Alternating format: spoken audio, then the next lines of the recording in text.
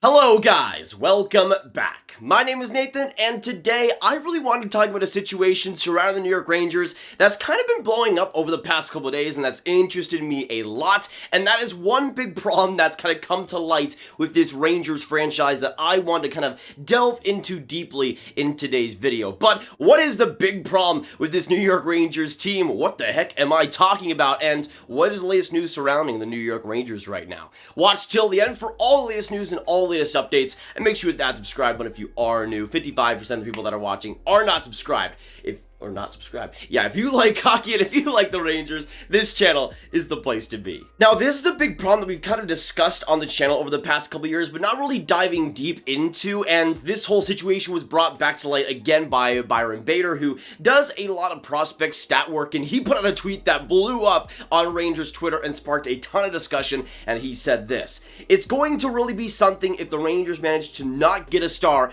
out of Kakko and or Lafreniere. A team drafts second overall and first overall in consecutive years. The team better be coming out of it with at least one star." And again, that sparked a ton of discussion, but it does bring up a great point. Even though Lafreniere has been really solid over these past couple of games, his overall workload and statistics over the past couple of years just are not good enough for a first overall pick. And obviously with Kaapo Kakko, we've talked about him a ton on the channel as well. The production has not been stellar either. So in terms of production, in terms of play, these are two guys that should be stars, but haven't been able to develop into those guys yet or ever. And that is really the big discussion around this Rangers team, and there's been a lot of revelations coming about that situation. And there was some more discussion from this post. There was a post from Nick saying they could have had Giroux and Byfield. Is this bad luck or bad prospect development? And then Statboy Steven said this: "I'm not convinced Byfield or Giroux would develop better in this org. The Rangers are just terrible at developing forwards at a young age. Malhotra,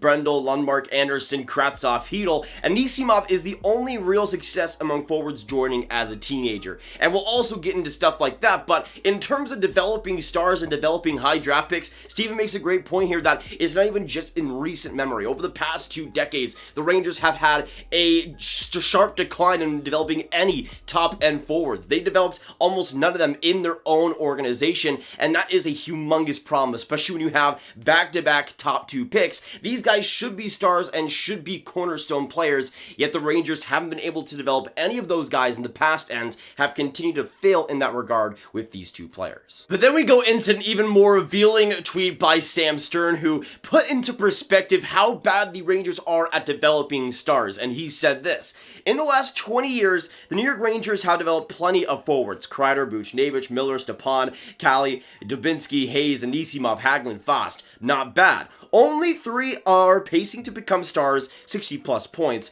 and 2 will not have done so with the New York Rangers. Kreider will be the first in 3 decades, I think." And then he goes on to say, "I think we've done a good job and an admirable job developing NHL forwards. That's good. They have to be among the worst in the last couple of decades at developing star forwards, and that's bad." So that's a great point and a great couple of tweets there, again putting everything into perspective. Although the Rangers have developed forwards in the past, they developed NHL players that can be solid, can be middle 6 forces. They haven't developed in their own system players that can be stars, great players, elite players, and that is a fundamental flaw with this Rangers development team. We have some more tweets to go through, but especially with Alexis Lafreniere situation, to not have any track record of anybody close to the talent level of him really speaks volumes. And again, it feels like that Rangers development trap, at least forward-wise, has hit Lafreniere, it's hit Kravtsov, it's hit Kakko, and all these guys that should have been much better with the Rangers. But then we have to move on to easily the most incriminating, the most revealing tweets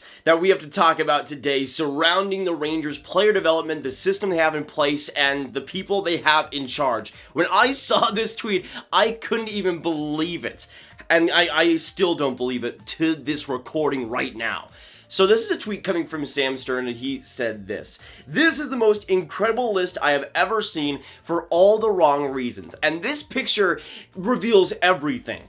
For the New York Rangers, their director of player development is Jed Othmann, who topped off at 19 points in the NHL. Although he was a pretty good depth forward, wasn't a guy that was a star by any means and didn't really hang around with the Rangers all too often, or any team for that matter. He is the director of player development, and I think we can obviously see how that's turned out over these last few years. Then going on to assistant director of player development. This is the worst one by far, and it is Tanner Glass. Now, that's not to say that Tanner Glass is a horrible coach because of how he played, but at the same time, there's even a semblance, a tiny bit of Tanner Glass teaching Lafreniere to be just like him, then we're obviously going to have some big problems here, because I don't want Lafreniere turning into Tanner Glass. I'm sorry, I hate to admit it.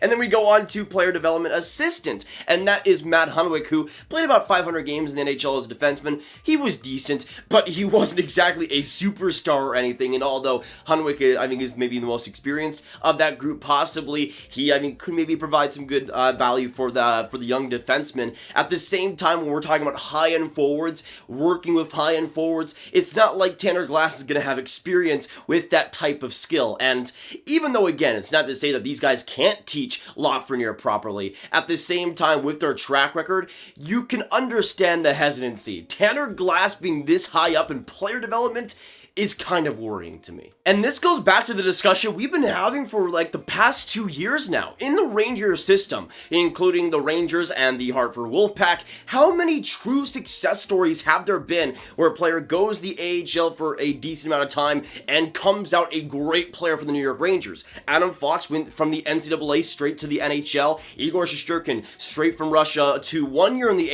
AHL and then to the NHL. But he was basically a finished product by the time he arrived in Hartford. But all the failure stories of players like Vitali, Kravtsov over the years, Lias, Andersson over the years. There's so many, especially young, talented forwards that have failed in the Rangers system. And obviously some of that goes back to the scouting. Obviously Lias Andersson, I still don't think would have been worth as high as he was picked. At the same time, he still had some pretty great talent when he was drafted. And this was a player the Rangers could have worked with to become a good NHL player. But that was just not the case. Especially when it comes to the forward side of things for the Rangers, they had developed almost nobody. Again, Chris Kreider is the only one they developed in-house and is still with the team and is still a great player, and that is a huge problem. He's now just becoming the amazing player that we all know and love. It took a long time to get there, but if Chris Kreider is your one success story out of all these young, talented players, that is a huge problem, especially for a team that announced the rebuild and was hoping to get out of it because of the play of Lafreniere and Kakko. Thankfully, they've been amazing without those two guys being at a great level, but at the same time, it's still a problem for the future of this franchise. And it goes back to Kaapo Kakko and Lafreniere. Even though they're playing well at times throughout this season, it's still not enough, and they still haven't become the players that we all kind of expected they would be. Even though I kind of expected Lafreniere to struggle a little bit to start out his NHL career, there's still been some struggles, even though he's had those low ice times. And when it comes to Kaapo Kakko specifically this year, he has 14 points in 37 games played. With Lafreniere so far, 13 points in 45 games played, though the 10 goals looks a little bit better in that regard. But he has 3 assists in 45 games, and the playmaking was a pretty big part of his junior career. And we go back to all the potential the Rangers have had with these type of guys. I mean, Lafreniere is a pretty great example too. The ice time until these past couple of weeks has been horrible. In terms of average time on ice, it was way lower than it was last season, and he had easily the lowest average time on ice of any first overall pick in like the last 2 decades. I think Nail Yakupov was the only one in his second year that got even close to the amount of low minutes that Lafreniere got. And that to me just speaks volumes. Even though the Rangers don't have to play these players and they were gifted these players basically in the draft lottery, at the same time, you have an elite talent here that could be an elite talent that it feels like they're kind of wasting away. But then we go on to some more Sam tweets that I think are pretty interesting on this situation. He said this: "I personally don't give a crap that a bunch of grinders had to scratch and claw their way out of a coal mine to get to the NHL when 5 of the last 6 forwards the Rangers have drafted in the first round are either out of the franchise entirely or way behind developmentally." And then he says this: "Hire somebody who can relate to and teach the super important skilled kids in the system to be the best version of themselves they can be, not to be a penalty killer." Now, again, I think there's a pretty big difference to be made here, because I still think somebody that never played in the NHL or even played in the NHL but wasn't amazing can still coach these people and players right. I still think there's an outlet to have that, but it's going back to the track record the Rangers have right now, and it's going back to the progression that they've made. Even though I think some guy like a Jet Ortmeyer can still coach well and develop these players well, at the same time, there still needs to be results. There needs to be somebody that's come out of this Rangers team and has overperformed on the forward side of things, or at least performed to expectations. If Lafreniere performed to expectations and Kakko played to expectations, we would not be having this conversation right now. We'd be thinking, oh, Lias Andersson, Vitali Kravtsov, they were bad picks, not right in the system. It was just one-offs. But every single Rangers forward that comes into the system, whether it be the AHL, the NHL, finds a way to underperform, get underconfidence, everything you can imagine.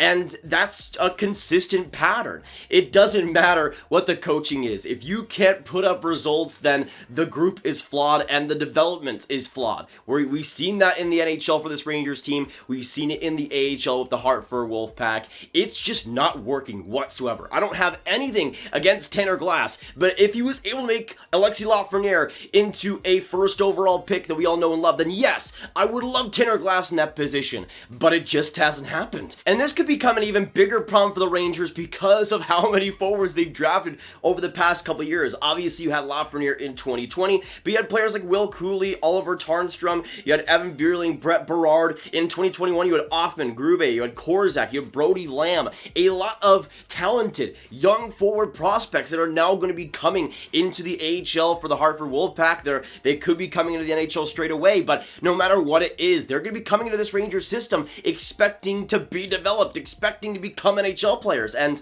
we'll obviously get some NHL players out of that group because the Rangers can develop those type of guys. But again, it goes back to the stars that they've had, the potential that they've had. They've wasted Kakko so far, they've wasted Lafreniere so far, and it doesn't even just go back to ice time. Ice time obviously helps, and playing with the right people helps, but if you don't have the right support system, if you don't have the right system and the right people around you to bring you confidence and bring you and uplift you in the characteristics you need to, it won't matter whatsoever. And especially for a guy like Lafreniere, the talent he had was game-breaking. He hasn't really been able to show that so far, and that's why I think the Rangers development staff should be wiped across the board. Get somebody who can relate to these players at least, but it's obvious that this group is just not good enough and will not get the job done. And it's a shame to say that. I don't want to see anybody fired, but the results speak for themselves, and the Rangers do need to make a change. And when I say need, I mean it, because time is ticking. If the Rangers mess up my boy Brett Berard, I'm going to be livid, okay? I will not be okay. I will not be alright. It will not be fine. Everything will not be fine if they mess up Brett Berard. Don't you dare do that. Anyways, to calm myself down, that'll be it for today. Thank you guys so much for watching my mini rant on this Rangers system. I mean, I didn't even know before I made and was researching this video and saw the whole situation come up that Tanner Glass was in a development role for the Rangers. Let me know in the comments down below if you guys even knew that. But let me know in the comments what you guys think about this situation. Do you think the Rangers should make a change in development? Do you think it's just a young prospect problem? What do you think about this Rangers team right now? Let me know all your thoughts. What moves should they make? Who should they bring in? Let me know everything down below. Make sure you hit that like button, subscribe, and hit that notification bell if you haven't already for all the videos as they come out. Make sure you share this video with your friends, get it out there to any hockey fans you guys know, because this situation is pretty major with one of the most popular NHL teams out there. And of course, hit this card right here for all of my hockey rankings content right in one playlist. My name is Nathan. Have a great day, and I'll see you in the next one. Goodbye.